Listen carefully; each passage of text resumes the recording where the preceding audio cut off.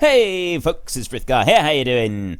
I'm just hunting around to try and find the cables, and I can't remember where I put them. I may have put them over here in front of the tent. I don't think I dropped them on the ground, but yeah, what we need to do today is our bulldozer. If you remember, I drove it into a hole. I didn't actually mean to do that. We were supposed to take that wheel loader over there that I'm really not particularly fond of and drop it in a big hole at the back. But, you know, we'll get to that. We will drop the wheel loader in a hole. There's one thing I would like to do. However, today we want to try and get these... Oh, there they are. Got all the cables here in the trailer all nicely lined up. So I think that we're only going to want one or two of them. I would say two, just to be on the safe side. And we want to try and get this bulldozer here out of this pit. It's absolutely stuck fast, and we can't move it. So I'm wondering which way we should do this. Well, first of all, we just sort of need to walk around the machine and see if there's actually anywhere to hook onto it, because if there isn't anywhere to hook onto it, then we're going to be in a spot of bother. Okay, it doesn't actually seem to... Oh, I had all these wonderful plans of pulling this thing out of the hole, and I can't actually hook the rope onto it at all. It just won't... There's a hook there, but it won't let me use it. This is a shame. Wow. That's actually really disappointing. That's kind of thrown me now. But I've had all kinds of suggestions about different techniques for using the bulldozer so that we can make some smoother roads and smoother runs for it so that it will work out a little bit better. So we're going to try some of those today. So I'm just going to drop that one in there. And our workers are still going really strong. We've got 20 ounces of gold now. And we've still got $95,000. So we're pretty good for cash. So yeah, if we can just get the bulldozer out of here, I'm just going to try a little bit. And as we can't actually pull it out, option 2, I think, is to move that one out of the way. Actually, that excavator there is closer, so maybe I can get that excavator over here, and I can try and haul that the tail end of that one round a bit. That might actually work. I mean, if that fails as well, we will just reset it, because I don't want to spend too long sort of messing around with this, as the main idea that I had for this isn't going to work, so we're going to do it like this. Yeah, we will just reset it so that we can get back to digging the track. Because so many people had these various... Can I move? Ah, there we go. Yeah, they had these different suggestions of how we could... how I can use the bulldozer, or it was not suggestions, it was advice on how to use the bulldozer, because, you know, quite frankly, I was struggling. And I was sort of getting there in the end, but I've had some real-world bulldozer operators have been giving me some advice on different things to do. And, no, I want to go to driving. There we go. So yes, generally, I'm sort of doing it the right way. A tip for in-game, I'm supposed to be pressing downwards on the blade, and then I can get the slope to move down. If I try to move a slope going up from underneath, I end up with a very rough road, but I can make it quite smooth if I push the blade down whilst moving forward. So we'll see how that works. Also... people have asked me to try using the ripper on the movable soil, so we will do that as well. So let's just bring this one down here and move around. I reckon if we sort of go over like that. Now, we've got this one here is a... What do you reckon? It says it's an XM270. Now, people have said that the other one over there was a 400, so that one, it would stand to reason that would be a 40-ton. So if this is a 270, maybe this is a 27-ton machine. I don't know. Looking at the scale of it, looking at the size of it in that, I don't know if 27 tons is a little bit too big. I would have thought that it would be smaller than that, but maybe it is. It could very well be. I'm like I've said before, I'm not very good at guessing sizes of different things. So yeah, as that sort of a point that I'm not overly gifted at, I'm more than happy to accept that this could be anywhere from 10 up to 50 tons. I wouldn't be able to tell you either way, to be honest. Right, can we move this? It doesn't look like we can actually move it. It looks like it's kind of locked in. So I'm pulling this one forwards, and it's not liking that at all. It's not liking the idea of it at all. I can push the bucket right down in like that in front of the blade, but it still doesn't actually seem to be working very well. If I can... Nope, I can't lift it at all now. I'm stuck. It's not letting me lift. I'm trying to lift. It's not letting me do it at all. I'm absolutely completely stuck here now. If I can sort of lever it away and lift. Nope. And try and twist that one out. Oh, there we go. Right, let's move that out the way. Maybe the only way to do this is to actually just get some dirt and dig it up behind and like drop it underneath the dozer, because I think it's not going to, it doesn't actually allow me to physically push it around the map. If I drive into it, it's just kind of locked in position. I think it does that, you know, kind of like when you're loading the excavator into the wash plant over there. You can wallop the wash plant and it stays locked in position. I would say that it's the same kind of principle on this, in order to stop you from accidentally pushing everything around when you don't really want to. So yes, that's a really good feature, but it now looks like it's backfiring on us a little bit. So let me just tip that down there, and that should, yes, that's that looks like it's going to be the only way that we're going to get this to work. So I'm literally just going to have to lift this up like this. Gonna lift, yep. Right, that's moving the bulldozer around. So if I just move this one over a little bit, and we switch over to driving, if I take the handbrake off, I'm gonna move this one back up the hill. So as it literally is just piling up the dirt underneath the machine until it's ready to go, I'm not gonna do any more to that one now. I'm just gonna move this one out of the way, and then I'm gonna jump back over into bulldozer. If we can't move it, we'll simply reset it and take it from there, so that we can start doing this track. Because what I'd really like to do today is I want to get I'm going to stop that one right there. I'd really like to have a road going right the way through, if I can. If it's at all possible, that's what I'd like to try and get done. So just switch that one off. There we go. Yeah, I'd like it to sort of come out from this point here-ish, maybe down here, and then cut straight through, all the way through here. So we've got this really rough patch here. This is nice and smooth all the way through here. And I'd like it to come out and be down on that level down there. So that's a lot of dirt that we're going to have to move. We may have to get the excavator over here so that we can kind of dig a cutting through. But if we've got a nice, flat, easy run like that, we can bring the wheel loader straight over onto our level point down there, and then the excavator can start loading it up. And I'm hoping after that, then it's sort of smooth sailing. So we'll see. I've really no idea how this is going to work out. It could be quite interesting to do. We jump up into here and go one more round. There we go. Right. Now then, can we get out of here or not? Start this one up. We don't have a diff lock available on this machine. And right, we know from past experience that it absolutely doesn't cope well with hills. It didn't cope well with the slopes whatsoever, regardless of what we did with them. I'm trying to push forward. I got the blade right up. If I push the blade right down and sort of do it like this, is that going to help? If I keep actually, I'll tell you what. If I keep lifting it up and pushing it down, it does actually seem to allow me to be moving, and we are out. I really did not expect to get out of that. I genuinely did not expect to be able to get out of that. It doesn't look like I'm quite out yet. And it's going to struggle to get up this hill. It's absolutely going to struggle to get up this hill. But it's doing it. It's slowly getting up this hill. Crumbs, it really doesn't like this, does it? I have been told that spinning on the spot like this one was doing, you absolutely would not do that in a bulldozer. And yes, I appreciate that. You definitely would not try to do that. I think that the modern ones, it's physically possible to spin them on the spot like this. However, you still wouldn't do it, because there's a very, very real danger of throwing a track doing that. You're more likely to throw a track trying to do that than you are doing any other maneuver in any tracked machine. Just spinning on the spot. And not only that, you completely rip the ground up as well. It just makes a terrible mess. So you wouldn't normally want to do something like that. That's kind of not something that you want to attempt, unless circumstances have dictated that you absolutely have to for whatever reason.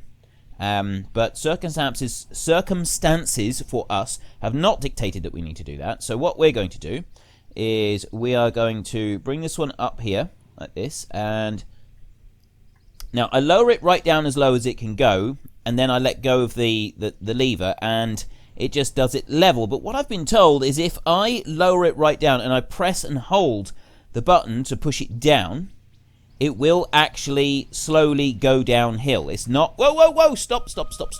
So yeah, it does go downhill a little bit. It's not a really steep slope, but it does it nice and level. So that's what we want to kind of do. I don't think I can get back up that bit there. No, this is going to be really frustrating, isn't it? We can get down a little bit, but then we can't go any further. And my ripper blade on the back is now stuck. Am I actually stuck here? You gotta be kidding me. This thing is terrible for getting stuck. Okay, the ripper blade doesn't look like it's going to do anything either. I can't move myself around. Oh, there we go. There we go. Now we're through. So that's going to be something that we're going to have to watch out for. And also a few people want me to try using the ripper blade a bit more, so we will do that. And actually, I'm going to try and use the ripper blade because we kind of want to lower this whole level down here, don't we?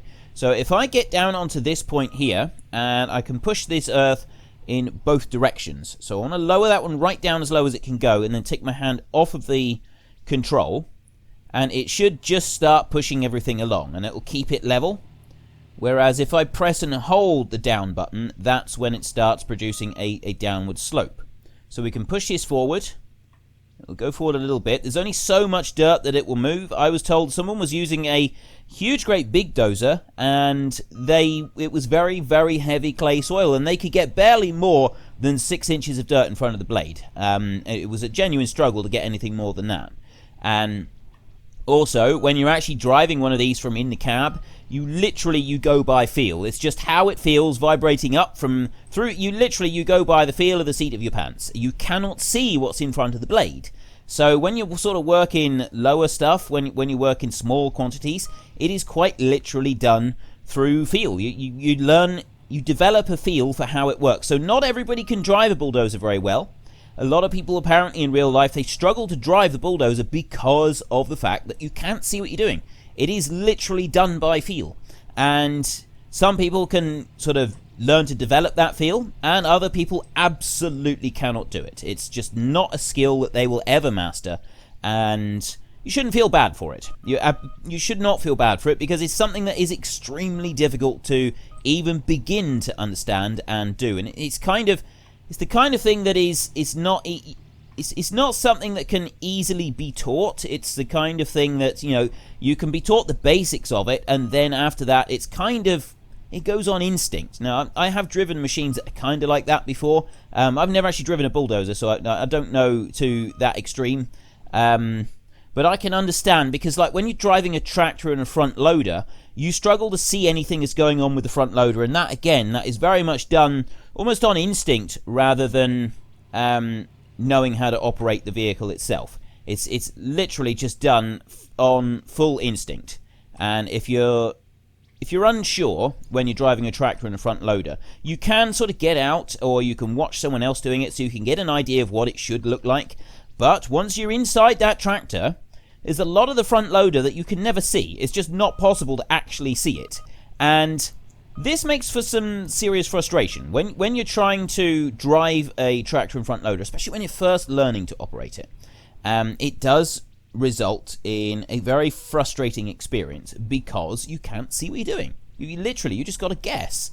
And it's a horrible experience for someone that relies on being able to see everything up close. And that is one of the reasons I'm not very fond of tractors and front loaders, because I'm not very good at it. I genuinely do struggle to do that at any time. So I'm just going to bring that one forward a bit. So I think that having heard a little bit more about how the bulldozer is operated and what you need to be able to do, I think that I would personally struggle to be able to operate a bulldozer very well. I'd give it a good go.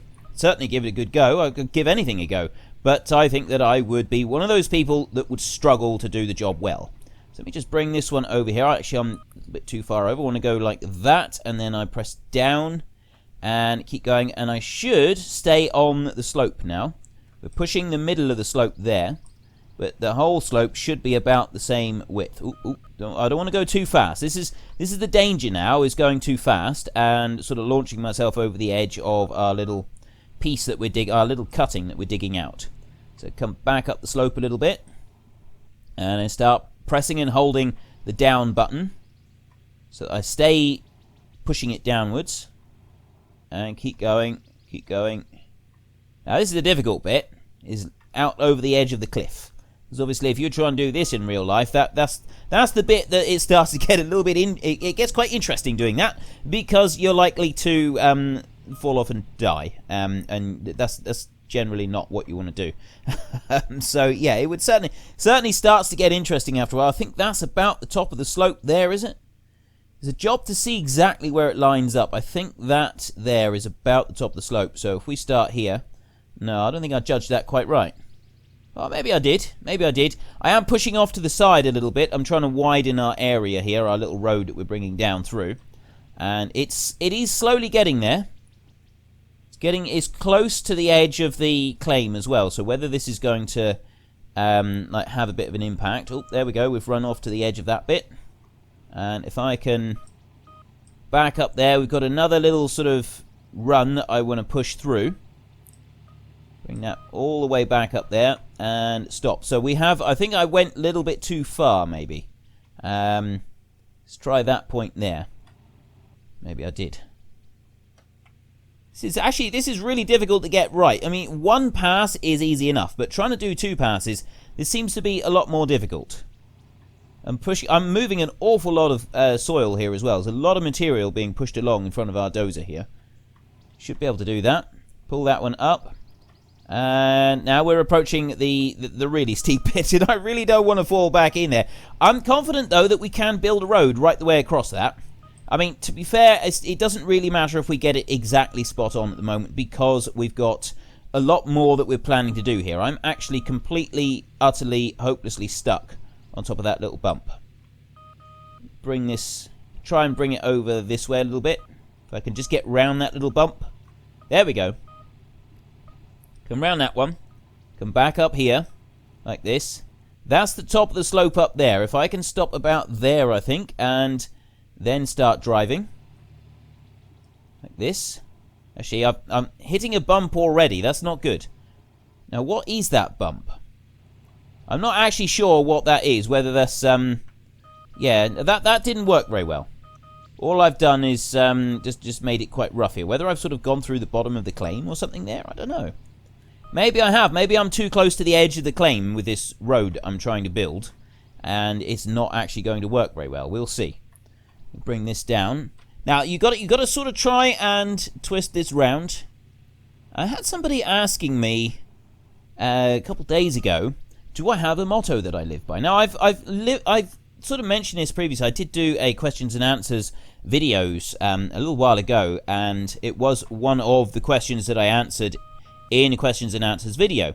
And I was sort of reminded of it the other day. Somebody said, "Oh, do you have any mottos that you live by?" And one motto in particular that I do live by a lot. It means a lot to me. And it's one that was said by Winston Churchill. So it's a quote by Winston Churchill, and he said, "Sometimes doing your best is not good enough. Sometimes you must do what is required of you." And I absolutely love that saying. I absolutely do. I find it a very inspiring quote. And at first glance, it does sound a little bit harsh. Doing your best is not good enough. But it's not, actually. It's not actually intended to be harsh. You know, you will often find that people, you know, they'll do their best at something and they're not able to make it work for whatever reason. And then they will say, you know what, I did my best, I can do no more. And they use that as an excuse to stop. They use that as an excuse to give up. That's not how I see this. The quote is not sort of encouraging you to think yourself a failure or anything like that. No, what it's encouraging you to do is to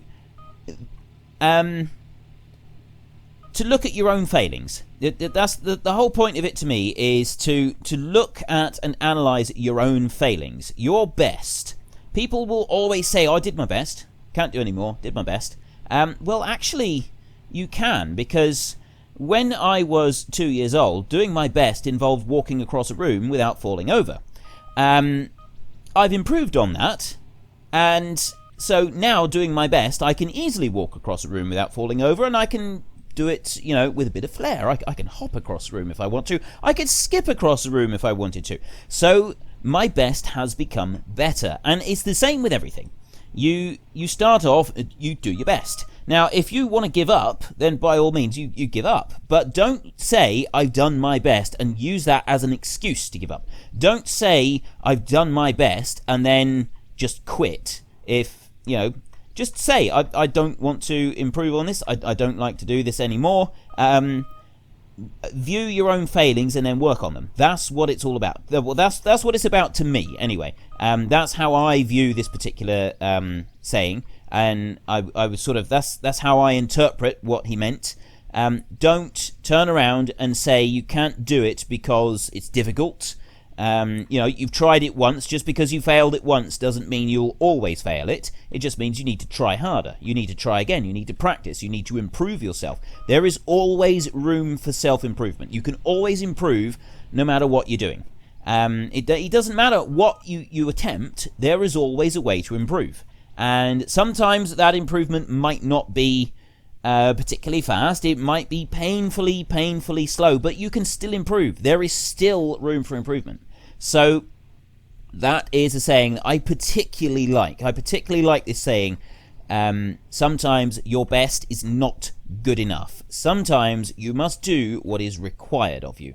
And that's something that really inspires me, and I try to sort of do that every day. Every day I try to improve myself a little bit so that, yes, my best is not good enough, and so I will continue to keep going until I can do what is actually required of me. And it may seem harsh to some people, and I know that a lot of people really don't like that saying because it is quite an aggressive sort of saying. But then Winston Churchill himself was not known for sort of pussyfooting around and just being really gentle. Winston Churchill was known for being quite blunt and to the point, and I do quite like that. So let me just lower this Ripper down, and we'll see if this one does anything. It doesn't actually seem to do anything other than change the visual. It'll lift that one up again, and we'll try that once more. It doesn't seem to be pulling anything along. It's just changing the visual of the surface of the ground. I'm guessing that is to do with when this is brought in, that you need the dozer blade in order to be able to do some digging. So it will, I think it's going to rip up permafrost or something like that. But yeah, it literally just seems to be changing the appearance on the surface of the earth rather than doing anything else. Let's see if does it move any easier now that I've used the Ripper. It has actually made it a little bit rougher than it was. So I'm just going to lower that one right down as low as it would go, and I'm not going to hold it down. I'm just going to push. Now I'll just go forward, and it's gone level now. So we are actually lowering the level of our track a little bit. And I'm just going to keep moving forward. Let me get rid of that. Keep moving forward there. So that's leveled out, and it doesn't seem to have made any difference to the performance of the blade whatsoever. So at the moment, the Ripper seems to be purely for aesthetic purposes and for nothing else. So yes, one of the mottos that I live my life by is by Winston Churchill, and it was him saying, sometimes your best is not good enough. Sometimes you must do what is required of you. So you know, obviously any of these old quotes are open to interpretation. My own personal interpretation of that is you can always improve. If your best didn't work, then you need to improve. You need to find a way to make your best better. And that is something that I really like. It's not saying that you're a failure. It's saying that your best can become better. You've got so much more that you don't yet know about. And that's it's all there. It's just waiting to come out, and you can make your best better. It's possible for everybody to make their best better. You may not be better than everybody else, but you can still improve. And it's only when you genuinely believe that you have no more room for improvement. It's only when you genuinely believe that it's not possible to improve anymore. That is the point, I personally believe, that failure steps in. That is when I think that's when a person starts to fail, is when they believe they can't improve. They can't get better. If you genuinely believe you can't get better, then you're already setting yourself up for failure. And I don't think that that's the case. I think that everybody can improve, no matter what. It doesn't matter what you're working at. Just look at all the things that you have improved throughout your life. You've mastered the art of speech. And let's be honest, when you started out, you weren't very good at that. Walking, running, eating. I mean, just those basic accomplishments. It took you a while to learn. It did take you a while to learn to eat your plain plate full of spaghetti without putting it all over yourself and smearing it all over your face at the same time, but you did eventually get there. At least I'm hoping that's the case, for most of you anyway. And if you haven't quite got there, if you haven't quite mastered the art of eating a plate of spaghetti without smearing it all over your face, keep working at it. Just keep working at it, and eventually you will get there as well. And so that's how I sort of view that one. And then the other one is much simpler. It's much simpler, and that is love. Just love. Love your family. Love your friends. Love things that you do. Do not define your life with hatred. Don't make the things you hate be what makes you. Don't make the things you hate be the things that define you. You get people say, oh, I hate this, I hate that, I really hate this, I really hate that. Yes, that's fine, but what do you love? What is it that you love to do? What is it you love to see, to hear, to taste, to feel? Make those be the things that define you. Make the things that you love be the things that define you, not the things that you hate. Make the things that you hate be the things that, try not to hate. Just try not to hate altogether. It takes up a lot of energy, and it's not really necessary. You don't need to hate. If you're reading a book that says you must hate this person, or you must hate these people, or you must hate doing this thing, I would suggest you're reading the wrong book. Try a different book. Try a book that says you must love. And it doesn't have to be you love anything in particular. You love doing woodwork. You love game. I love gaming. That's something that defines me. I love gaming. I genuinely love gaming of all sorts. I'm not particularly good at first-person shooters, and I sometimes do go so far as to say I hate first-person shooters, but I do try not to do that. I do try not to say I hate first-person shooters. I'm really, really bad at first-person shooters, it's true, and I don't enjoy playing first-person shooters, but I shouldn't let that define me as a person. I shouldn't let hatred define me as a person. Hatred for anything. Not even, other hate groups. I'm sort of run the risk of delving into deep politics here, but, if you've got any group of people that are saying you should hate another group of people, I disagree with that, and I generally feel sorry for people. I generally feel sorry for those that are involved in such groups. If your life is... If a person's life has taken a turn to the point where they must define themselves through hating another person, something is going wrong. It feels to me that something is going wrong, and there must be some terrible sadness in your life that is how you define yourself, because you hate another person or you hate another group of people. Try not to. And I don't mean like your group of people. If you... Oops, I ran out of fuel. I got so carried away, I ran out of fuel. Okay, so we need to get the fuel Bowser over here and get some fuel into this thing pretty quick. Let me just leap out a second. So we're slowly building our road all the way through. We've managed to bring the cutting down a little bit. I'm sort of quite pleased with our progress here, to be honest. And if we sort of work our way back through here, I think, we do need to fill a bit here. I reckon if we get the dumper in our next episode and we tip a dumper load right in there, that will fill a lot of it. We should be able to drive through most of this now with the dumper, and if we can put a load in there, then that's going to be looking pretty good as well. And then all we need to do is try to get a slope here. We want to try and sort of lower down so that we're coming out the end. I'm going to have to start working from back here, I think. Working our way through that. But anyway, we want to go and get the fuel Bowser now. We're going to try and bring this up here. I might actually have to... I might have to go round the other way so that I can sort of squeeze it up through there. But yeah, try to define your life through the things you love. If you find yourself saying, I hate this, or I hate playing this, or I hate doing this a lot, just try and work on it a little bit differently. Try to spend a few days only talking about things that you love. Try to spend a few days... Oops, press the wrong button there. Try to spend a few days only discussing the things that you're passionate about, the things that you really, truly love doing. Whether it's, obviously love the people in your life, love your family, love your friends, and family isn't always blood relatives. Family is the people that are around you and support you. And I know that everybody's circumstances are different. So love the people around you. Love the people who help you and support you, and you know, your friends and things like that. Those are the people you should be loving. But as for things, as for your, you know, just your day-to-day life, if you find yourself thinking to yourself, I really hate this, I really hate that, if you do that enough times during the day, you do start to build up sort of a more negative outlook.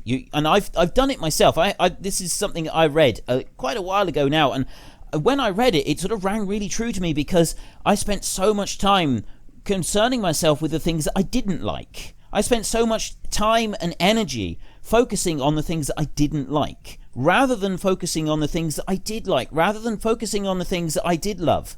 And it was making me into a person that I didn't particularly like. I've been through some very dark times, and a lot of people will. At various different points in your life, you will go through some very, very dark times, and it's if you never do, you're a very, very fortunate person. And one of the things that I think contributed to those dark times was a negative outlook. It was me focusing on things I didn't like. I didn't like doing this. I didn't like having to do that. I didn't like this. And I didn't like that about a person. And this became... The more it happened, the more I did it, the more it became to define me. I was defining myself by the things I didn't like. I was defining myself by the things I said I hated. And so it does take a real effort. If you become entrenched in doing that, it can take such an effort. But trust me, it's really, really worth that effort. It does take a lot of work, but it is really worth it. It's worth spending a lot of time and a lot of energy focusing on what you love. What do you like to do when you've completed a day? As you're going to bed, think about your day. What were the things that you really enjoyed during the day? Don't think about the things that you were negative, because it's so easy to just dwell on the bad. You lie there in bed at night just thinking, oh, I really hated that. Really wish that hadn't happened. I'm so annoyed about that. Try not to do that. Try to focus on the good rather than that those bad points. There's so many bad things that can happen during your day, and you can focus on them. You can spend all day focusing on those, and yeah, a lot of people do. And it's so easy to do. I've done it so many times. You know, it's really, really easy to do. It's not something that you can sort of like instantly change overnight. That is a lot of fuel. Right, let's get that over there and put that back in there. So that's what I'm sort of saying. So I'm talking about this a lot today because I've had a few people sort of asking me about mottos. How do I do various different things, and you know, what do I believe, and what are my opinions on different things. And no, I do try to keep politics out of this channel, so I'm not going to talk about my views on Brexit and things like that, although I think Brexit is going to be an interesting time for the country, a very interesting time, and I do wonder how it was that the vote came to be. How I do wonder how it was that we ended up with the result that we got. It surprised me, and it surprises me still, and I do wonder what is going to happen in the future. I think it's going to be interesting. I don't know how it's going to turn out. It's going to be interesting. Whether this is good interesting or bad interesting, I've got no idea. But that's my opinion on Brexit. Okay, I don't want to get any more involved than that. So for those, there were a couple of people that were asking about that. So there's my opinion on Brexit. I think it's going to be an interesting ride, and it's going to be quite a ride before we're finished. Yeah, and beyond that, let's just we'll just stop there, or I'm going to get myself into trouble with somebody eventually. So yeah, I'm sorry that I've done a little bit with the bulldozer, and we've gone and got some fuel and that, and we will go and refuel the bulldozer. But a few people were asking me about this, and I've sort of been thinking about it a lot, and I just wanted to sort of share my views and thoughts on this. So I apologise if this wasn't quite what you were expecting when you switched this episode on today. But there's a little exercise for you. If you do find in life that you tend to think about a lot of bad things that have happened, you do tend to get to the end of the day and you think, oh, this was terrible, this was awful. Try to spend just a few minutes every day focusing on any positive that happened, even if that positive is just as small as I really enjoyed the sandwich I had for my dinner. If that's it, if that's the only positive you can come up with, then just think about your sandwich that you had for your lunch. How, what was the sandwich like? Was it a good, how good was this sandwich? I mean, are we talking like the best sandwich in existence? I mean, if it really was that good a sandwich, then you need to devote a little bit of time and energy to finding another sandwich like it tomorrow. And it's just those little tiny things. Now, I've told you all before that I spent 11 years working in a factory. It was a dead-end job. I absolutely hated it. It was soul-destroying. It nearly broke me. It was horrible, horrible experience. I did it because I had to. No other reason. I didn't do it because I loved the job. I absolutely detested that job with every fibre of my being. But it needed to be done, so I got on and did it. Sometimes you just have to do that in life. You just have to get on and you have to do whatever it is that you're going to do. So that's what I did. For more than a decade, I did a job that I absolutely detested. And I found myself, as time went on, focusing more and more on how much I hated that job and how much that job depressed me and how much I really wished I didn't have to do that job. And it was this... It's very, very easy to just continue on that. How am I going to get this thing in there? This is going to be interesting. Oh, I'll tell you what. If we can just get down there, we might be able to back the whole thing up alongside. If I can just get down in over there without dropping down over too far, we might be able to do this. Better turn that diff lock on. And this is going to be interesting, I think. We stop right there. Right now we want to... The problem with this is you can't sort of do half acceleration. Acceleration is slow. We'll just bring that back round. There we go. Ooh, I think we can do this. I think we can back this up far enough that we can get close to that bulldozer and then we can refuel it. Excellent. So that's what I would like you to do. If you take nothing else away from this video other than slight irritation that I didn't really concentrate very much on the actual game itself, try to focus on the good. Try to focus on anything that has happened in your day. If you've had a really bad day, if you've had the worst day you've experienced in years, still try to think of anything positive that happened in that day, even if that positive is you maintained your cool and you didn't beat someone to death, because sometimes that is the only positive that we can find from a day. I mean, I would encourage you to find something slightly more positive than not beating somebody to death, because quite frankly that is a little harsh. But yeah, I hope you understand my meaning with that. Try to focus on anything positive whatsoever. Now, I really did struggle with this at times. Some days I would get home after a 12-hour shift in a factory and I'd be like, nothing has gone right today. Nothing has gone right. And then you're like, well, you've got to the end of the day and I'm still alive. I've brought home, I've worked another day. I didn't get fired, even though I really wanted to say those things to my managers. I didn't say those things to my managers. I kept my mouth shut. I maintained self-control. I got through that day. I got home. I can see my wife, I can see my children, and I know that I've gone through all of that, I've done all of that, and I've now earned some more money. I can, still pay my bills. I can still make ends meet, and I can still put food on the table for my family. Now, it's tough. It's really tough. If that's the only positive thought you've got for the day, it can be... it really is tough. If that literally is the only thought that you've got for the whole day is you've just done all of this for someone else, you've got nothing positive from your experience at work other than you didn't kill anybody and you've put food on the table for your family. That is a good thing. That's a really, really positive thing. You've done that. You've accomplished that. You've actually gone through it. You've done something you were seriously unsure when you crawled out of bed at 4 a.m. in order to head off to a factory for a thankless job that you knew was just going to cause you a load of grief. You did it. You actually did it. You went through with it all. You did it. You got through that day and you came out the other end. And that is a positive. There's a big positive. Of course it's a positive. Might not seem like much, but it's still a positive. And if you can focus on those day after day after day, you do generally start to find more positives to focus on. And trust me, those positives get better and better.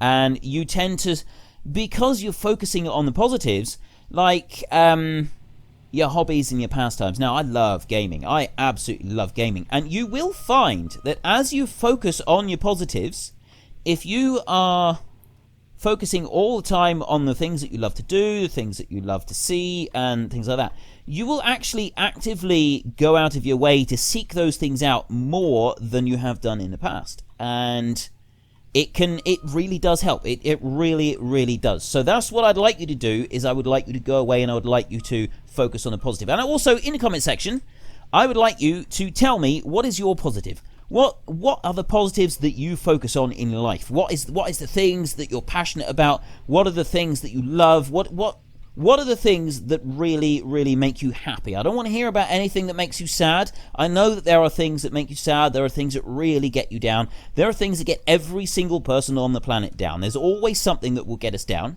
That we know those do exist, and we can always talk about those. But today I want you to focus on the positive. What makes you happy? Think about the things that make you happy. Write them down. Tell us all.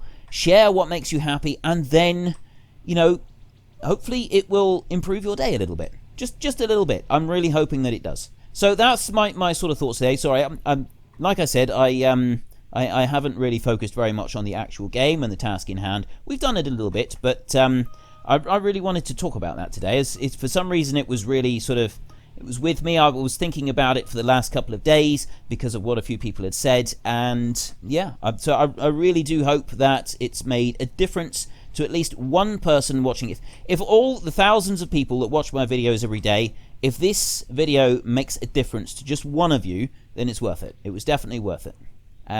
But anyway, that really is all I've got time for today. So if you enjoyed the episode, then please head down below and give us a like. And if you really enjoyed it, then please tell your friends all about me. Get them to come and watch as well. That would be awesome. But until next time, thank you very much for watching. This is Frithgar. Goodbye, and see you later.